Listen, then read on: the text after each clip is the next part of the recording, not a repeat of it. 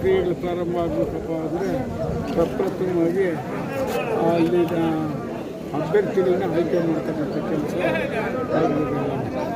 ಈಗಾಗಲೇ ನಾವು ಎಲ್ಲ ಪಂಚಾಯತಿಗಳಿಗೂ ಸಂದೇಶ ಕೊಟ್ಟು ನೀವು ಬಂದು ಇಲ್ಲಿ ಕೂಗೋ ಸೀನಪ್ಪನ್ನು ಬರೋರು ನಿರಂಜನ್ ಇಲ್ಲ ಪಾಪ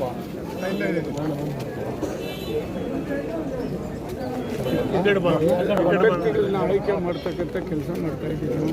ಅಂದರೆ ನಾವು ಪಕ್ಷ ಅಂತ ಇಲ್ಲ, ನಾವು ಪಕ್ಷಾತೀತವಾಗಿ ಮಾಡ್ತೀವಿ. ನಮ್ಮ ಪಕ್ಷದಲ್ಲಿ ಯಾರು ನಷ್ಟಾಗಿ ದುಡ್ದಿದ್ದಾರೆ ಅವ್ರಿಗೆ ಮಾತ್ರ ನಾವು ಟಿಕೆಟ್ ಕೊಡಬೇಕು. ಯಾಕೆಂದರೆ ನಾವು ಅನೇಕ ಸಂದರ್ಭಗಳು ನಿಮಗೂ ಗೊತ್ತಿದೆ, ಪುರಸಭೆಯಲ್ಲಿ ಗೆದ್ದರೆ ನಮ್ಮವ್ರು 6 ಜನ ಹೊರಟವ್ರು. 6 ಜನ ನಮ್ಮವ್ರು ಕಷ್ಟಪಟ್ಟು ಒಬ್ಬೊಬ್ಬರು 15 ಲಕ್ಷ 20 ಲಕ್ಷ 10 ಲಕ್ಷ ಖರ್ಚು ಮಾಡಿದ್ರು. ಏನು ಖರ್ಚು ಮಾಡಿದ್ರಪ್ಪ ಅಂದರೆ ಜನ ಕಿತ್ಕೊಂಡ್ಬಿಟ್ರು. ಹಂಗೆಲ್ಲ ಈಗ ಅವರೆಲ್ಲ ಪಾಪ ಪಕ್ಷಾಂತರ ಮಾಡಿದ್ರು. ಈಗ ಹೆಂಗೆ ಅನೇಕ ಕಡೆ ಪಂಚಾಯತಿಗಳಲ್ಲೂ ಅದೇ ಆಗಿದೆ. ಅನೇಕ ಕಡೆ ಅಂದರೆ ಎಲ್ಲ ಆಗಿಲ್ಲ, ಒಂದು 5% ಆಗಿದೆ ಅಷ್ಟೇ. 5% ಏನು ಮಾಡಿ ತಡೆಗಟ್ಟಬೇಕು.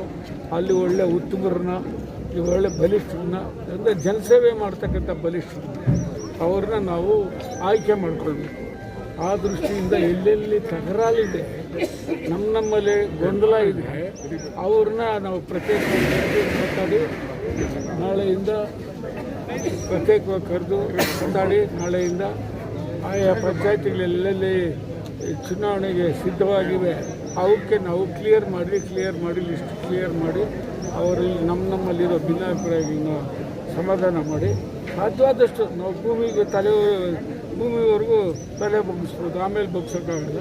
ಅದರಲ್ಲಿ ಇರೋದರಲ್ಲಿ ನಮ್ಮ ಉತ್ತಮವಾದಂಥ ಆಯ್ಕೆ ಮಾಡಬೇಕು ಅಂತೇಳಿ ಈ ಪ್ರಯತ್ನ ಪಟ್ಟಿದ್ದೀವಿ. ನಮಗೆ ನಮ್ಮ ತಾಲೂಕಿನಲ್ಲಿ ಒಳ್ಳೆಯ ವಾತಾವರಣ ಇದೆ. ಕಾಂಗ್ರೆಸ್ ಪಾರ್ಟಿ ಏನು ಇದಾಗಿಲ್ಲ.